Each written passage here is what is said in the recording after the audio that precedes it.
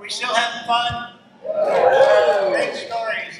This is it's so much fun with interviewing them over there. You're really getting to hear some of these stories. Well, our next award of distinction recipient inductee personifies greatness on and off the water. Karen Truelove is a multiple major slalom champion, winning titles at Moomba Masters, U.S. Masters, U.S. Open, Canadian Open, Pan American Games, Pan American Water Ski Championships, and the U.S. Nationals. Karen has collected more than 25 victories on the Pro Tour and the World Cup, and was a member of the U.S. Elite Water Ski Team multiple times during her illustrious career. Now, I've got to add just a little bit to this because I have been announcing Karen water skiing since she was in the girls division.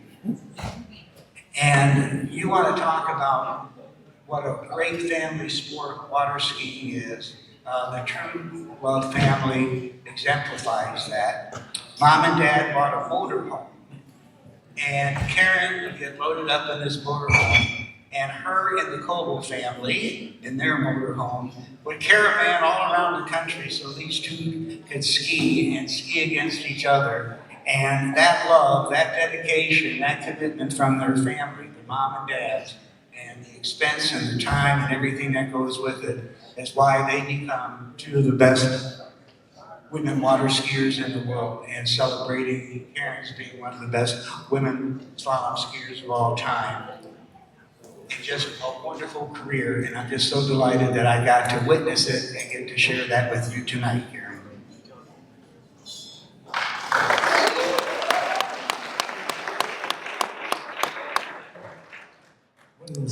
Greatness. Is it defined by achievements, like winning every major pro tournament from the U.S. Masters to the U.S. Open, the Moomba Masters, Mastercraft Pros, and World Cups, most of which multiple times? Is it being a 4-time medalist at the World Championships, including 2 golds for Team USA? Or is it being a national record holder, collegiate world and national champion, winning 25 plus professional tournaments and over 70 podiums in your career? Or is greatness in your contributions to the sport? Maybe it's 25 plus years of being on the USA Water Ski AAC and the USA boards and committees, as well as being an IWSF athlete World Cup representative. Maybe it's being a part of junior plans or senior judge at countless tournaments. Some might say that contributing thousands of ski days working with skis, ropes, ramps, and cruise controls so that everyone can push their limits just a little more. Is greatness. That greatness is defined by longevity, rarely perceived, and is achieved by an insatiable drive to improve, to find a better, more efficient life. A drive that pushes you to never stop searching for a better way to relate passion to the sport, physically, mentally, spiritually. A drive that brought you back from surgery and birth of your children at an almost incomprehensible rate. A drive that can fuel physical therapy, training, and all the emotional roller coasters that come along with it. Regardless of how you define greatness, Karen Truelove checked all the boxes. And as a true regular in this world, she's passing the blessings of all of her children, her friends, communities, and life. Congratulations, Karen. Thank you for showing us greatness.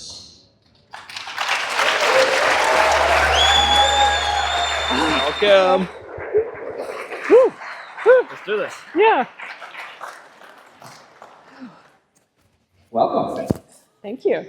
Let me start. Thank you so much, everyone, being here, being a part of this night for myself and Freddy. Thank you to the committee for this award. And congratulations to my fellow award members tonight.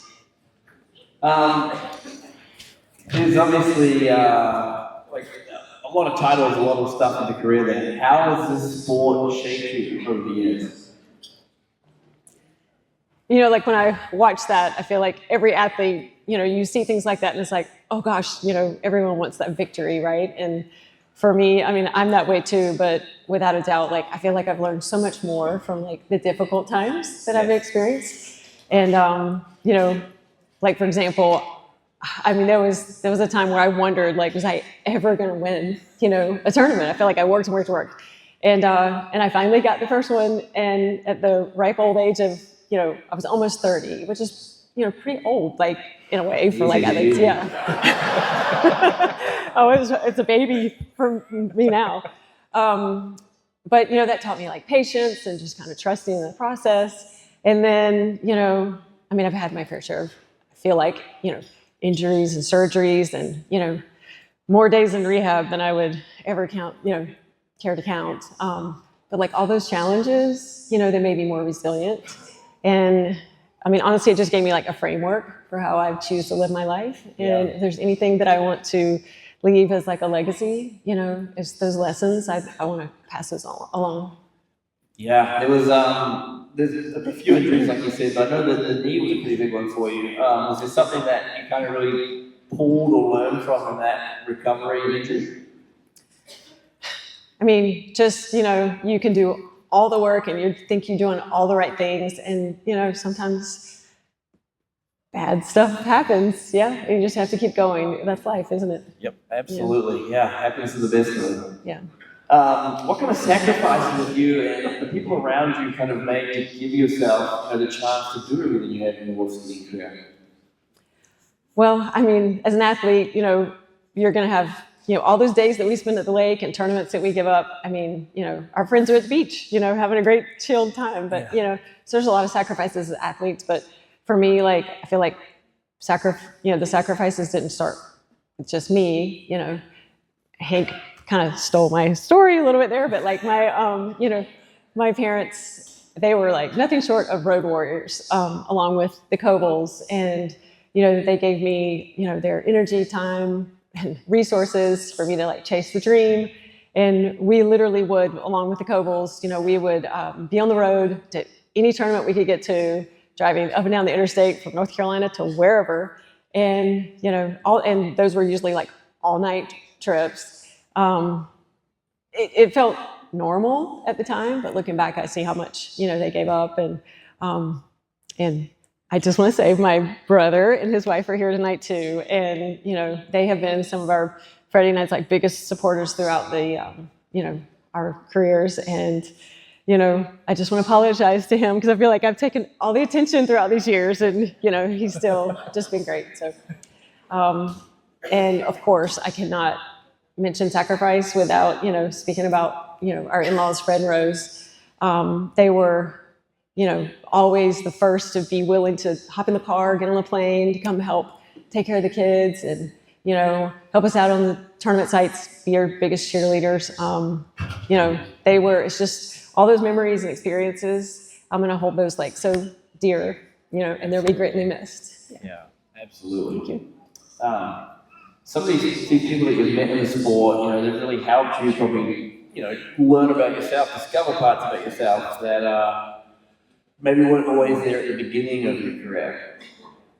Yeah, I was really fortunate to be around people, really throughout my career that I'd say like they kind of pushed me out of my comfort zone, and to kind of challenge like, where I could take things. And, early on, I was really lucky to grow up with two ladies that are here tonight, April and Tammy.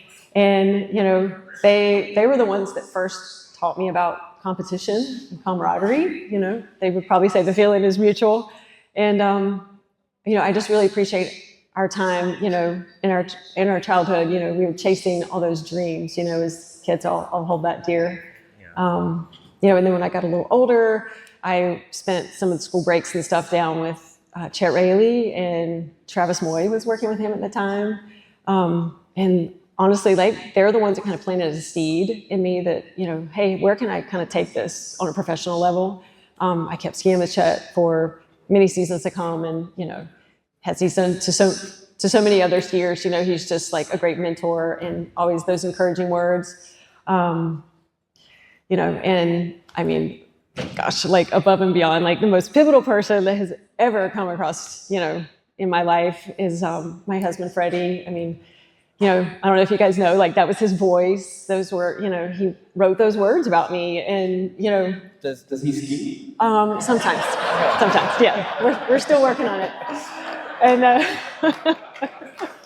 I have lost my momentum now. Okay, no, but I like, you're gonna ask me these questions, and it's really hard to answer them without, bringing him in my mind or wanting to mention him.